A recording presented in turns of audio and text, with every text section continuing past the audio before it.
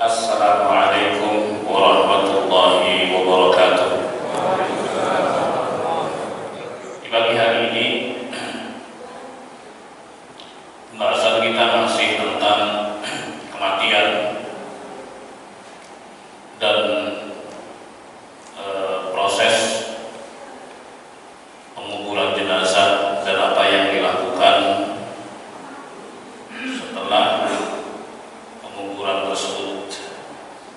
Sampailah kita pada bab ad-du'a lil mayyit ba'da dafnihi, mendoakan si mayit setelah dikubur,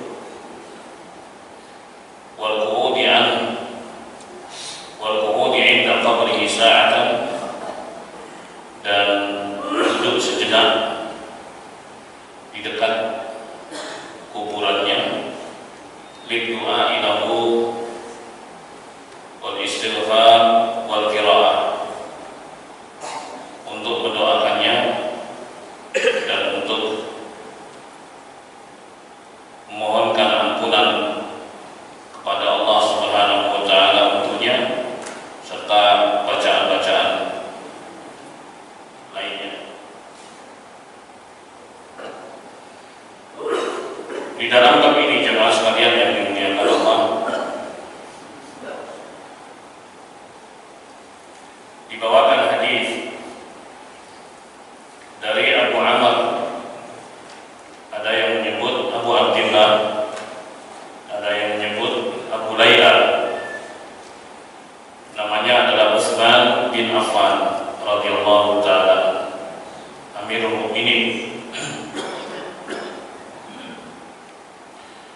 Beliau berkata, "Kana Nabi sallallahu alaihi wasallam idza faragha min dafnil mayyit waqafa alaihi." Adalah Nabi sallallahu alaihi wasallam jika penguburan jenazah itu telah selesai, beliau duduk di dekatnya, duduk di dekat kuburan tersebut. Ya. Dalam hadis yang panjang, riwayat yang lainnya, Nabi Shallallahu Alaihi Wasallam dan para sahabat itu menanti proses penguburan jenazah. Ya, setelah diletakkan di liang lahat. Disebut lahat itu karena bagian depannya itu ada cowakan. Itulah yang disebut lahat. Jadi jenazah itu masuklah ke situ, ada sedikit cowakan. Kemudian dikasih kalau di kita apa? Karena tanahnya liat.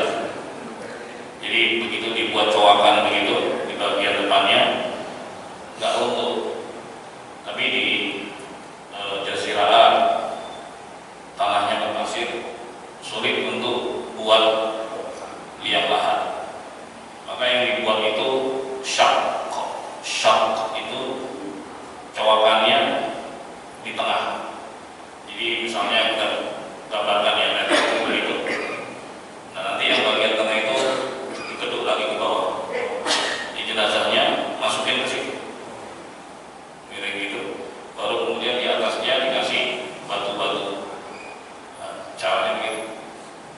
Sebab kalau dibuat lahan, ya, itu bisa lumpuh, tanahnya nggak liat. Ya. Kalau di kita kan lahan, insya Allah tanahnya liat. Saya pernah menghadiri beberapa penyelenggaraan jenazah di Yaman, di Saudi Arabia pernah, dan menyaksikan bagaimana proses di sana. Ya, kalau di sini memang kita tinggal di sini, ya sering kita mendapati itu dan sudah lumrah kalau yang dipakai adalah liang lahat. Baik, jemaah sekalian yang dimuliakan Allah. Jadi setelah jenazah itu diletakkan di liang lahat itu, udah gitu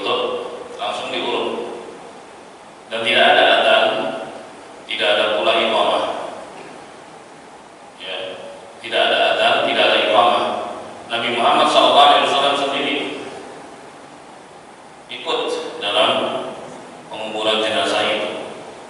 Beliau nggak pernah juga memerintahkan, tidak pernah juga mengizinkan untuk adzan dan iqamah setelah peletakan jenazah itu. Maka ini diantara keliruan yang harus diluruskan. Ya, saat meletakkan jenazah itu tanpa adzan dan iqamah. Adzan dan iqamah untuk sholat. Ya, adzan dan iqamah itu seruan dan panggilan untuk sholat. Nah, kemudian setelah selesai diurut, maka Nabi Shallallahu Alaihi Wasallam ya berhenti di dekatnya, bisa berdiri, bisa duduk, begitu. Waqafa alaihi waqala, dan beliau Shallallahu Alaihi Wasallam bersabda kepada yang hadir. Jadi sudah selesai ini, mendekat semua, ya, mengelilingi kuburan itu. Baik. Lalu beliau mengatakan begini, istaghfiru ya akhikum, mohonkan ampunan kepada Allah Subhanahu wa taala untuk saudara kalian ini.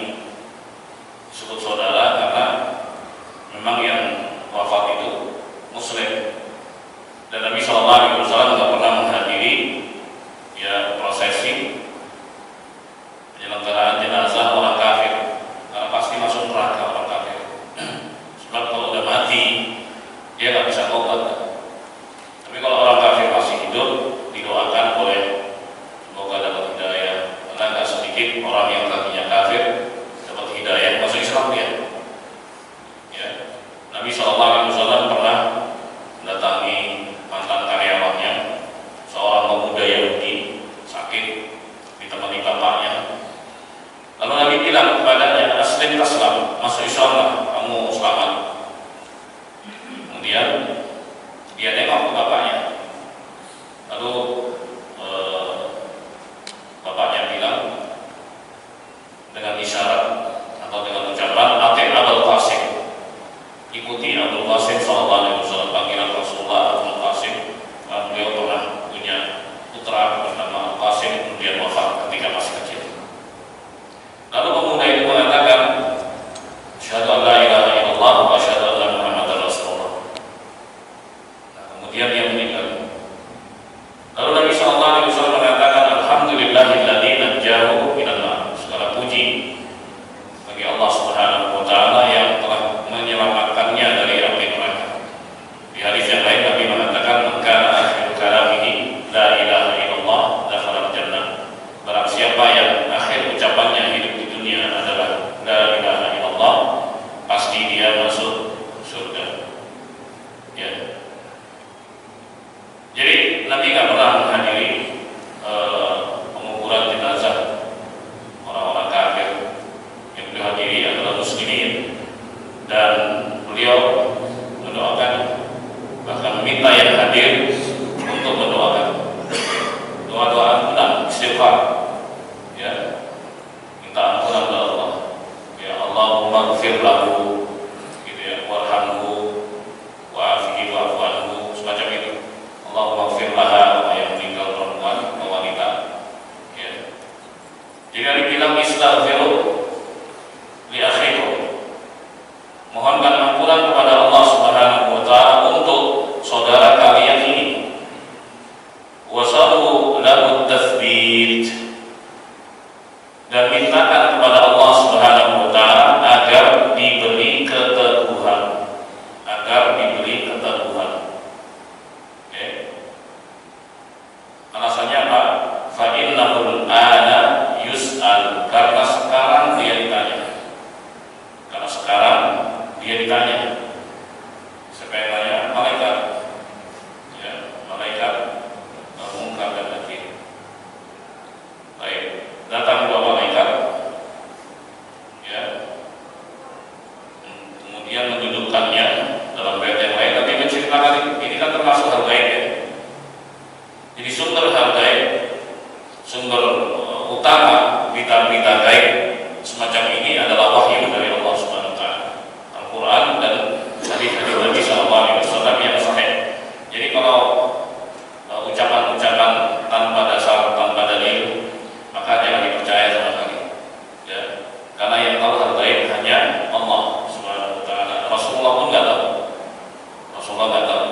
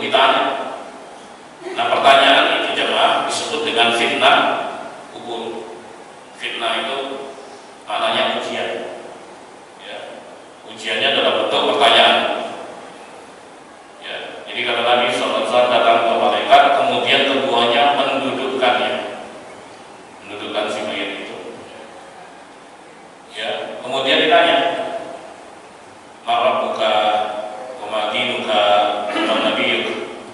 Inilah tiga landasan utama yang harus diketahui oleh setiap muslim ya. Yang nanti akan ditanyakan di alam kubur. Nih, tiga landasan utama. Ya, yaitu ma'rifatullah, mengenal Allah, ma'rifatun Nabihi sallallahu alaihi wasallam, mengenal Nabi Muhammad sallallahu alaihi wasallam, dan yang ketiga ma'rifat din Islam bil adillah, mengenal Islam dengan dalil. Ya. Ini tiga landasan utama, tiga pilar utama di mana setiap muslim harus tahu. Muslim harus kenal Tuhannya, ya harus tahu. Jangan sampai keliru nih. Yang bukan Tuhan ya Tuhan kan gitu. Ya harus kenal siapa Tuhan, dan Allah Subhanahu wa taala mengenalkan dirinya di dalam Al-Qur'an dan juga melalui hadis Nabi sallallahu alaihi wasallam dengan sifat-sifatnya, dengan nama-namanya yang mulia. Allah kenalkan diri. Baik. Maka setiap muslim harus kenal Allah Subhanahu wa taala. Dan itu bisa dipelajari jemaah. Ya, dalam bidang akidah ada mengenal Allah Subhanahu wa taala, kemudian mengenal Nabi Muhammad SAW, siapa beliau dan seterusnya, lalu mengenal agama Islam yang dibawa oleh Rasulullah SAW. Baik, karena pasti akan ditanyakan di alam kubur, pasti akan ditanyakan di alam kubur, dan kedatangan kedua malaikat itu sudah cukup membuat guncang luar biasa. Orang yang beriman saja itu guncang dengan kedatangan malaikat, ya, Munkar dan Nakir, guncang. Sampai-sampai Nabi Shallallahu Alaihi Wasallam mohonkan ampun, ini sahabat Nabi yang wafatkan, Muslim, Nabi yang ikut menguburkannya bersama sahabat-sahabat yang lain. Itu pun mereka diminta doakan kepada Allah, Allah berikan keteguhan kepada dia. Itu sahabat Nabi yang menentukannya itu sebagai generasi terbaik umat Islam.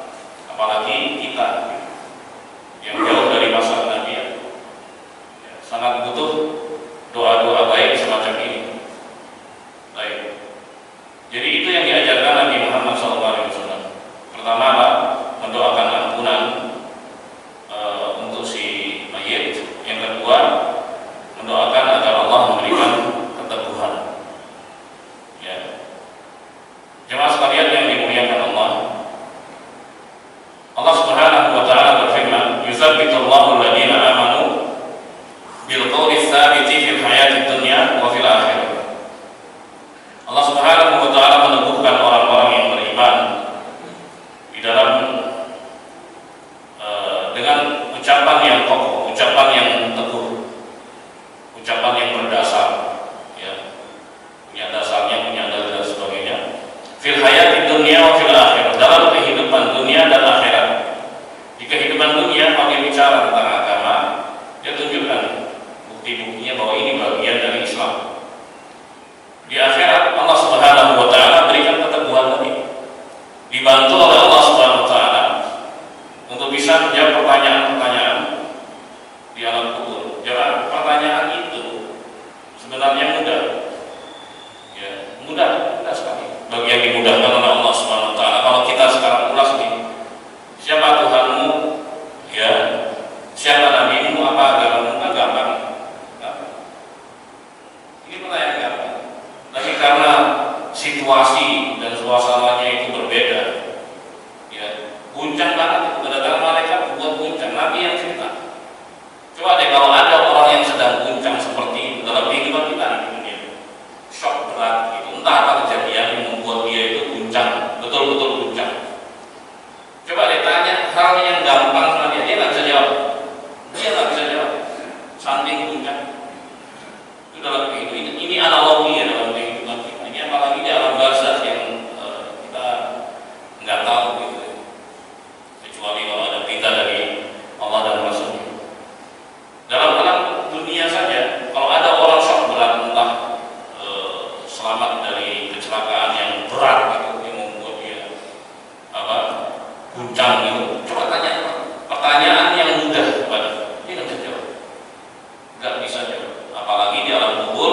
sendirian jangan ada yang lain. Yang jadi teman hanyalah amal. Ya, kalau amal soleh, kata Nabi SAW, penampakannya bagus, rupawan, menyenangkan. Kalau amal buruk, naudzubillah min dzalik, dia aja nggak mau ditemani, ngeliat aja dia nggak suka. Gitu. Dia nih yang punya amalannya buruk, istri nggak suka. Subhanallah, nggak ada yang lain jangan. Terus tiba-tiba datang dua malaikat, bikin guncang. Makanya Nabi minta pada yang hadir, doain, mintakan pada Allah agar Allah berikan keteguhan padanya. Karena sekarang dia ditanya, jemaah yang dimuliakan Allah. Adapun talqin yang dilakukan setelah mati itu keliru. Talqin itu dilakukan sebelum mati, itu bermanfaat.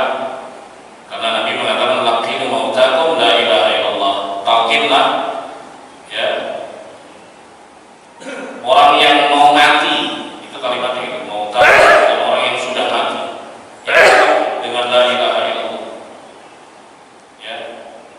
Dan itu dikuatkan dengan hadis yang saya bacakan tadi, siapa yang ujung hidupnya mengucapkan la ilaha illallah masuk surga.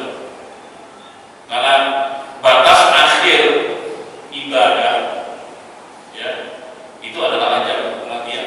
Kata Allah, wa'budu rabbaka hatta ya'tiyakal yaqin, beribadahlah kepada Tuhanmu sampai mati.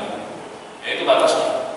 Jadi kalau cerita-cerita bahwa ada yang ibadah di alam kubur seperti cerita-cerita sebagian habaib itu bohong itu. Ini lagi ibadah. Gitu. Lagi ibadah. Besoknya ada yang dikubur di situ ahli maksiat, dihajar sama malaikat, habibnya protes. Akhirnya enggak dihukum lagi. Ini kan hoax. Ngibul-ngibul. Mana ada ini? Bohong-bohong di karang-karang aja untuk branding nenek moyang itu. Jamaah sekalian yang dimuliakan Allah, ini bohong lagi ya. Kalau ntar ditanya apa buka jawab Abdullah Al-Haddad. Kalau ditanya lagi Muhammad Nabi Abdullah Al-Haddad. Kalau ditanya lagi Muhammad Abdullah Al-Haddad.